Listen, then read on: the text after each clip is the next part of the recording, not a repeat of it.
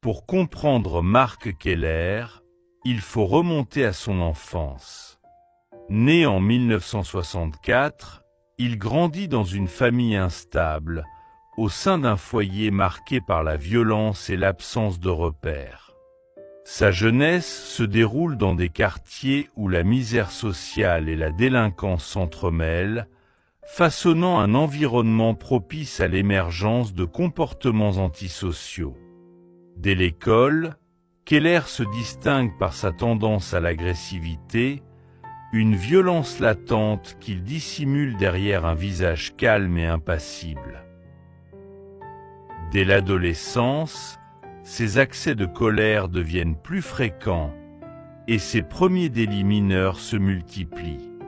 Les autorités locales commencent à le connaître pour des actes de vandalisme et des vols à répétition. Mais derrière ces infractions, c'est un profil bien plus sombre qui se dessine. Selon plusieurs rapports psychiatriques de l'époque, Keller présente des signes clairs de désordre de la personnalité antisociale, une incapacité totale à ressentir de l'empathie ou de la culpabilité. Malgré cela, aucune véritable prise en charge ne semble se mettre en place.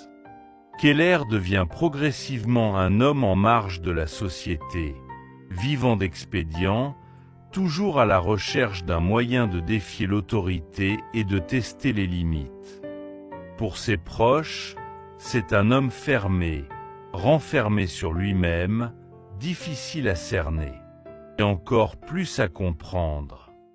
C'est au début des années 1990 que la spirale de violence de Keller atteint un point critique. Lassé des délits mineurs et poussé par une envie grandissante de domination, il commence à cibler des femmes vulnérables. Les agressions se déroulent généralement la nuit, dans des endroits isolés. Les victimes, choisies méticuleusement, sont souvent des jeunes femmes rentrant seules après une soirée ou un travail tardif. Keller les observe, les suit et les attaque avec une froide détermination. Les premières agressions sont brutales, mais méthodiques. Il ne laisse aucun indice derrière lui, rendant le travail des enquêteurs extrêmement complexe. La peur commence à s'installer dans les quartiers où il sévit. Les habitants sont terrifiés par l'idée de croiser cet agresseur insaisissable. L'incertitude règne, car la police ne dispose d'aucune piste concrète, jusqu'à ce qu'un lien soit enfin établi entre plusieurs incidents. En 1991, les autorités font face à un nombre croissant de plaintes, et les témoignages commencent à révéler un schéma. Un homme, méthodique et précis dans ses attaques, semble opérer avec une froideur effrayante. Les descriptions des victimes concordent. Un individu discret, au visage banalisé, mais aux gestes rapides et implacables. Rapidement, le profil de Marc Keller devient une hypothèse sérieuse pour les enquêteurs.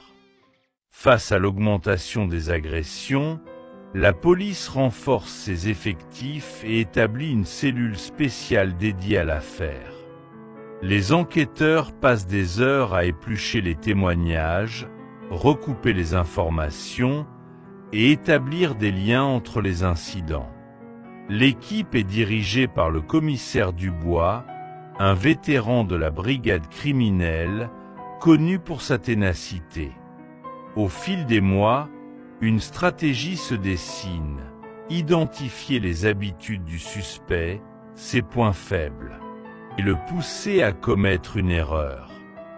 Les semaines passent, et les preuves commencent lentement à se rassembler. Mais le déclic survient en 1993, lorsqu'une victime parvient à échapper à Keller. Son témoignage est déterminant. La jeune femme, encore sous le choc, décrit un homme d'une trentaine d'années, aux gestes calculés et aux yeux sans émotion. Grâce à ce témoignage, les enquêteurs établissent un portrait robot précis qui relance l'enquête. Malgré tout, il manque encore une preuve irréfutable pour arrêter Keller. Jusqu'à ce qu'un ADN soit retrouvé sur une scène de crime et confirmé par les laboratoires. C'est le point de rupture. Les forces de l'ordre passent immédiatement à l'action. À l'aube d'un matin de mars 1993, Mark Keller est arrêté à son domicile sans opposer de résistance. Un soulagement pour les autorités, mais une terreur encore vivace pour les victimes. Après son arrestation, Mark Keller est immédiatement placé en garde à vue. L'interrogatoire qui suit est long, intense, mais révélateur. Les enquêteurs découvrent un homme froid, qui nie tout en bloc, mais dont les yeux semblent dénués de toute émotion. Les charges s'accumulent contre lui, et un procès retentissant s'annonce. Lors du procès, les récits des victimes se succèdent, chacun plus poignant que le précédent. Keller est impassible face aux témoignages accablants, comme si la souffrance de ses victimes n'avait aucun effet sur lui.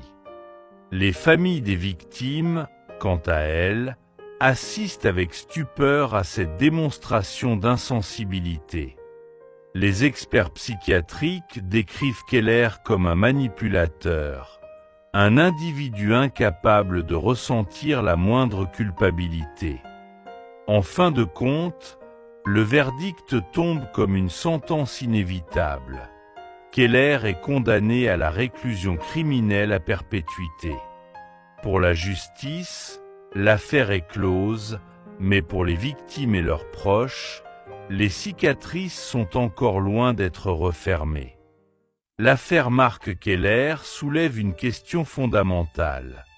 Qu'est-ce qui peut pousser un homme à franchir les limites de l'horreur ? Les experts s'interrogent encore sur les facteurs psychologiques et sociaux qui ont pu mener Keller sur cette voie destructrice. Était-ce le fruit d'une enfance difficile, de l'isolement social ou de troubles mentaux non traités? La réponse reste floue, mais l'impact de ces actes, lui, est bien réel. Keller a marqué de son empreinte les années 1990, laissant derrière lui des vies brisées et des questions sans réponse. L'affaire nous rappelle que le mal peut se dissimuler derrière un visage ordinaire et que la frontière entre l'apparence et la réalité est souvent bien mince. Peut-être la pire des terreurs est-elle celle que l'on ne voit pas venir. Merci d'avoir suivi cet épisode de Dossier Noir. Si cette affaire vous a captivé et que vous souhaitez continuer à explorer les mystères les plus sombres de l'histoire criminelle, abonnez-vous à la chaîne et activez la cloche pour ne rien manquer.